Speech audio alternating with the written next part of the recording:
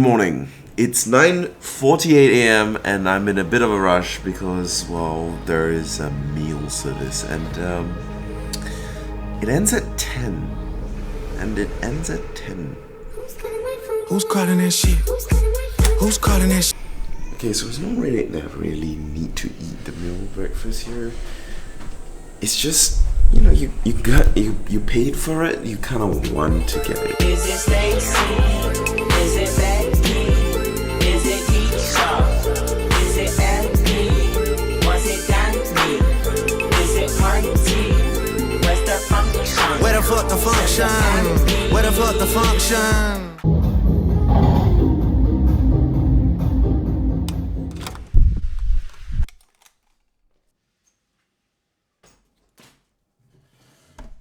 Today we start the vlog at the end of the day. So we just came back from the gym, which is a different gym to the one we went yesterday, which was Pig Fitness. That was horrible. This is HT Fitness. There's a bit better equipment. It was cleaner. It didn't smell like absolute sewage. So as far as I'm concerned, it's a thumbs up. Also, it's back day, if you're wondering. But really today, before that, was all about going to a nice scenic place called Marble Mountain. The sun was out-ish, there were still clouds, but it was not so hot that it was difficult to hike, but it was also not so cold that it was uncomfortable and grey, and it was quite a nice day in terms of the weather, for most of the day, which is pretty good. But Marble Mountain is actually a place you really should go if you're here in Danang. I really quite like it. So humid though, I just sweat like a bitch. There's like two parts to it, one ticket for each. It's not a lot of money, you should definitely spend the money. One is to go into the caves, and the caves has a few Buddhas and things it's a place of worship. I said my prayers as a Buddhist. But what's really interesting about it is that it has these hell illustrations.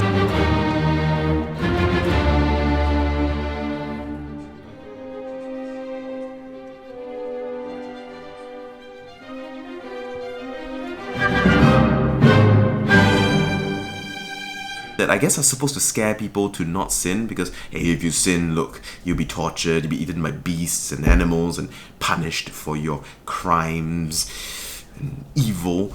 So it's kind of, I guess, to scare people. But it's really creepy and it really works because it's a real cave and it goes deep into these weird crevices and it's like doom and gloom in little corners, and you have to climb these weird stairs that really are quite difficult to walk down.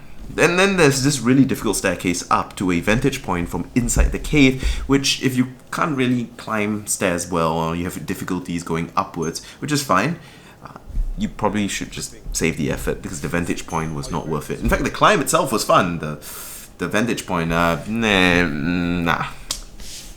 But the cave is really nice. It's a unique ambiance and a unique vibe. Then apart from that, there was the Marble Mountain part of the Marble Mountain, not the cave, the mountain. This one's a different entrance ticket and you can pay a little bit of extra money if you want to take a lift to the top, but it doesn't really take you all the way to the top, so there's still a bunch of hiking and climbing to be done if you are at the top. So I wouldn't really take the lift unless you're like someone who really struggles with stairs, because even if you reach the top, you still have to walk some more, which isn't the best. But the thing is, up top there's like a bunch of temples, there's even more Buddhas, which is great because I'm a Buddhist, so it's quite nice to see. The thing is, like, Southeast Asia is more of like heavy on the Mahayana Buddhism if you look at Thailand, Cambodia, Laos. But the thing is, here in Vietnam, because there was so much Chinese influence and Chinese trade and immigrants, all the Buddhas on this mountain were very Chinese influence. I'm not exactly too sure on the theistic history of Buddhism on every single front. I just know that the way the temple was very Chinese. There were a lot of Chinese characters, and it reminds me of a lot of temples that I've been to in Singapore where it's Chinese descent, or like actually all over China. It's also like playing a game of Black Myth Wukong, which is excellent. Then there's also the fact that but it is a excellent height. Some of the stairs are a little slippery, especially because it was wet and there was a lot of irregular surfaces and difficult marble style faces to climb, but I can't lie, it was actually challenging but not hard.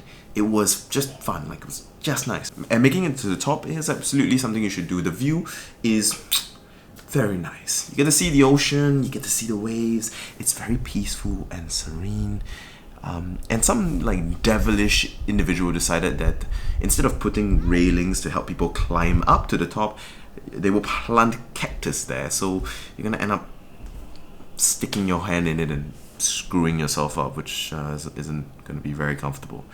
But hey, it was a very fun, pleasant, and enjoyable experience. I think the whole view up there, absolutely worth it. And that's pretty much it for today. Also, one more thing before I end the vlog. Why are there so many Korean signs in Vietnam? Like, why is Danang in particular so popular with Koreans? And there's nothing wrong with Koreans. You guys are great, alright? I'm just saying it's like unexpected. And I would love to know why. Who's calling that shit? Who's calling that shit? Who's calling that shit? Who's calling that shit? It's so big he has to sit all the way at the end of the beach. That's his share, that's the ocean.